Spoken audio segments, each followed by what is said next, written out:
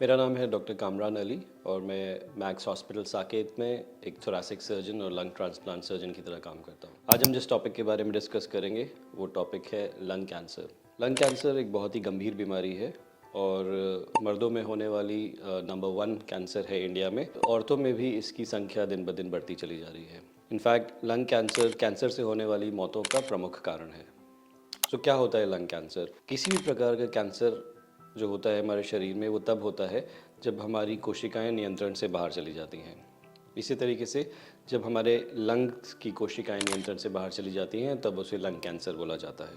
Lung का जो architecture है, जो नॉर्मल आर्किटेक्चर और डिज़ाइन, वो कैंसर से डिस्ट्रॉय हो जाता है। तो वहाँ पे कुछ गांठें जैसी दिखने लगती हैं। जब वो छोटी होती हैं तो नोड्यूल्स की फॉर्म में दिखती हैं और जब बड़ी होती हैं तो वो मासेस यानी बड़ी गांठों की तरह दिखती हैं। तो क्या सिम्टम्स होते हैं अगर किसी पेशेंट को लंग कैंसर हो जाता है? कई बार बिना किसी सिम्टम के भी लंग कैंसर डिटेक्ट हो जाता है। कुछ लोग अपना एनुअल हेल्थ चेकअप कराते हैं, कुछ लोग अपना प्री एम्प्लॉयमेंट हेल्थ चेकअप कराते हैं और उसमें एक चेस्ट एक्सरे होता है और उसमें कई बार नोटिस किया जाता है कि कोई छोटी सी गांठ लंग के अंदर दिख गई और वो इवेंचुअली डायग्नोसिस पे टर्न होती है लंग कैंसर। बट अगर किसी मरीज़ को सिम्टोमेटिक है यानी सिम्टम्स आ रहे हैं तो जो सबसे कॉमन या सबसे प्रमुख सिम्टम होता है लंग कैंसर में वो होता है लंबे समय तक खांसी रहना या एक ऐसी खांसी जो दवाइयाँ लेने के बावजूद भी नहीं जा रही है। दूसरा इम्पॉर्टेंट सिम्टम होता है खांसी के साथ खून आना, जिसको हेमोप्टिसिस बोलते हैं। वो खून थोड़ी सी क्वांटिटी में भी हो सकता है और बहुत ज़्यादा क्वांटिटी में भी मुंह से खून आ सकता है। थर्ड इम्पॉर्टेंट सिम्टम होता है छाती में दर्द होना। वो छाती के किसी भी हिस्से में हो सकता है। जिस भी हिस्से में लंग कैंसर होगा उस हिस्से में छाती में दर्द हो सकता है। चौथा इम्पॉर्टेंट जो सिम्टम होता है वो होता है वज़न का घटना बिना किसी कारण के। यानी आप कोई डाइटिंग पे नहीं है, कोई जिम नहीं जा रहे, कोई एक्सरसाइज नहीं कर रहे, पर आप नोटिस कर रहे हैं कि आपके कपड़े ढीले पड़ रहे हैं और आपका वज़न घट रहा है। भूख ना लगना भी एक इम्पॉर्टेंट सिम्टम होता है लंग कैंसर में। इसके अलावा अगर लंग कैंसर लंग से निकल के बॉडी में कहीं और स्प्रेड कर जाए तो डिफरेंट तरीके के सिम्टम्स आ सकते हैं। जैसे कि अगर वो लिम्फ नोड्स में चला जाए तो होर्सनेस ऑफ वॉइस हो सकती है, यानी आवाज़ भारी हो सकती है, आवाज़ में बदलाव आ सकता है, या ब्रेन में यानी सर में बहुत ज़्यादा दर्द हो सकता है, या बैक एक बहुत सिवियरली रह सकता है। लंग कैंसर की स्टेजिंग कैसे करते हैं? जब भी कोई मरीज़ हमारे पास लंग कैंसर का डायग्नोसिस लेके आता है तो उनके दिमाग में सबसे पहला क्वेश्चन होता है कि ये लंग कैंसर कौन सी स्टेज में है। तो लंग कैंसर की स्टेज करने के लिए हमें 3 कैरेक्टरिस्टिक्स का ध्यान देना होता है, TNM। टी मतलब ट्यूमर, एन मतलब नोड और एम मतलब मेटास्टेसिस। तो ट्यूमर का साइज़, ट्यूमर का लोकेशन देखने के लिए, नोडल स्टेटस पता करने के लिए, या ट्यूमर कहीं और शरीर में फैला है या नहीं देखने के लिए हमें कुछ इन्वेस्टिगेशंस करनी होती है। इसमें सबसे इम्पॉर्टेंट इन्वेस्टिगेशन होती है चेस्ट का CT स्कैन कॉन्ट्रास्ट के साथ। उसके अलावा पेट स्कैन जिस पूरे शरीर का, जिसमें हम देखते हैं कहीं और स्प्रेड तो नहीं हुआ है। और उसके अलावा ब्रोंकोस्कोपी या ईबस, जिससे हम मीडियास्टाइनल स्टेजिंग करते हैं, यानी लिम्फ नोड्स को असेस कर पाते हैं, और कभी कभार मीडियास्टेनोस्कोपी। जब हम ये सारे इन्वेस्टिगेशंस कर लेते हैं तो हमारे पास T, N और M तीनों कैरेक्टरिस्टिक्स आ जाते हैं और इनके एक कैलकुलेशन से हम बता पाते हैं मोटा मोटा कि लंग कैंसर कौन से स्टेज में है।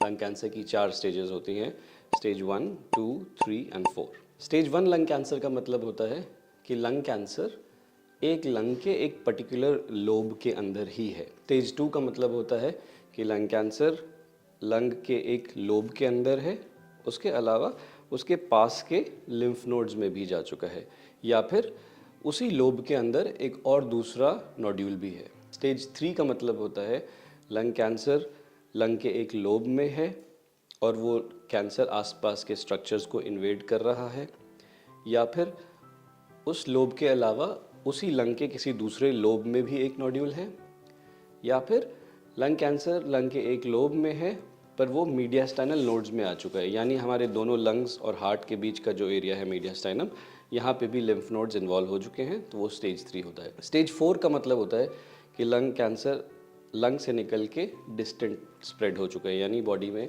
कहीं और भी फैल चुका है। लंग्स की लाइनिंग में जब वो चला जाता है, यानी लंग्स की लाइनिंग जिसको हम प्यूरा बोलते हैं, तो भी वो स्टेज 4 है। या फिर अगर लंग कैंसर लंग से निकल के ब्रेन में, एड्रीनल्स में या बोन्स में चला जाए तो उसे भी स्टेज 4 लंग कैंसर बोलते हैं। स्टेजिंग की इम्पोर्टेंस ये है कि लंग कैंसर का ट्रीटमेंट स्टेज के अकॉर्डिंगली ही डिसाइड किया जाता है।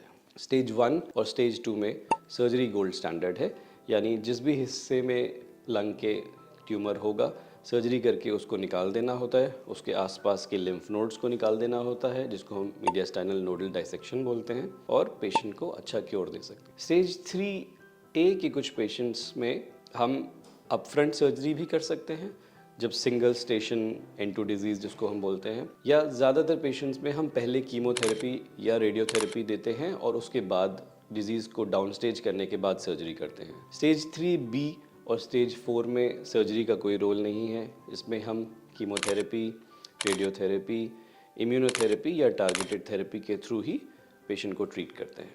लंग कैंसर की सर्जरी कैसे होती है?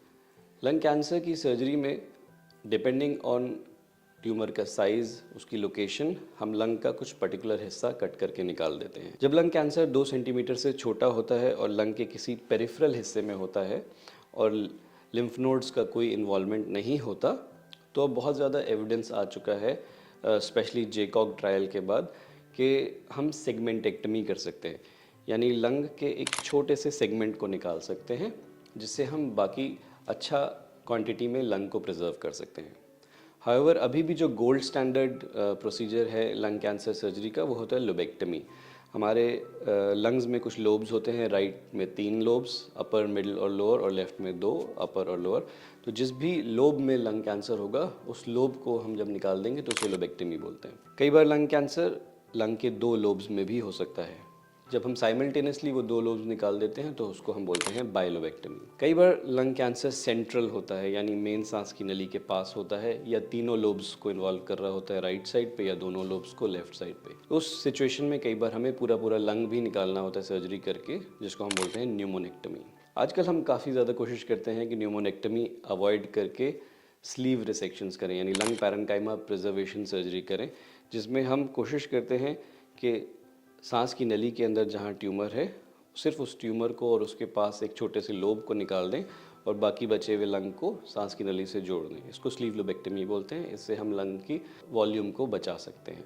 चाहे लोबेक्टमी हो, सेगमेंटेक्टमी हो, बाइलोबेक्टमी हो या न्यूमोनेक्टमी हो, इन सारी सर्जरीज के साथ में हम यूजुअली लंग कैंसर में लिम्फ नोड्स को भी निकालते हैं, जिसको हम बोलते हैं मीडियास्टाइनल लिम्फ नोड डाइसेक्शन। हमारे चेस्ट में बहुत सारे स्टेशंस में लिम्फ नोड्स होते हैं, सांस की नली के बराबर में, हार्ट के पास में, खाने की नली के बराबर में, लंग्स के पास में। इन सब को जब हम सर्जरी के ड्यूरेशन में एक्सरसाइज करते हैं, इस प्रोसेस को बोलते हैं systematic mediastinal lymph node dissection. Lung की सर्जरी कैंसर के लिए चाहे हम लोबेक्टमी करें, सेगमेंटेक्टमी या न्यूमोनेक्टमी, इनको हम 3 तरीक़ों से कर सकते हैं। सबसे जो पहली टेक्निक होती है वो होती है traditional technique, open surgery.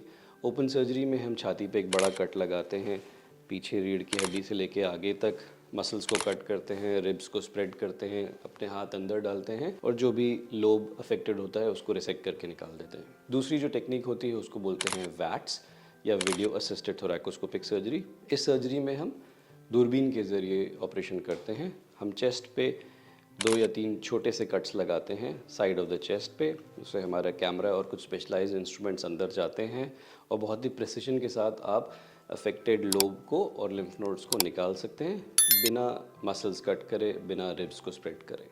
Third जो टेक्निक है लंग कैंसर सर्जरी की, वो होती है रोबोटिक सर्जरी। रोबोटिक सर्जरी भी एक मिनिमली इन्वेजिव सर्जरी है या की होल सर्जरी है, जिस पे हम बड़े कट्स नहीं लगाएंगे। हम अगेन 3 या 4 छोटे कट्स लगाएंगे चेस्ट पे और उस पर एक रोबोट को डॉक करेंगे।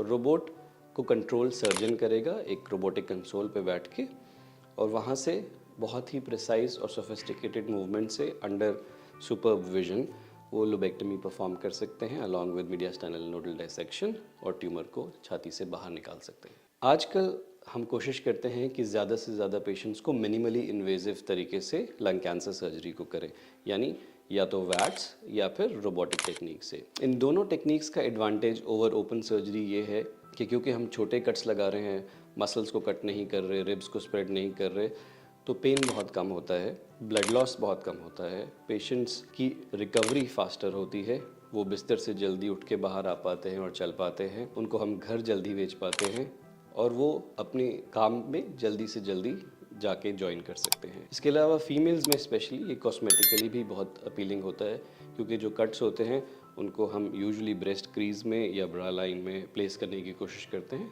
ताकि वो कॉस्मेटिकली उनको बुरा ना लगे।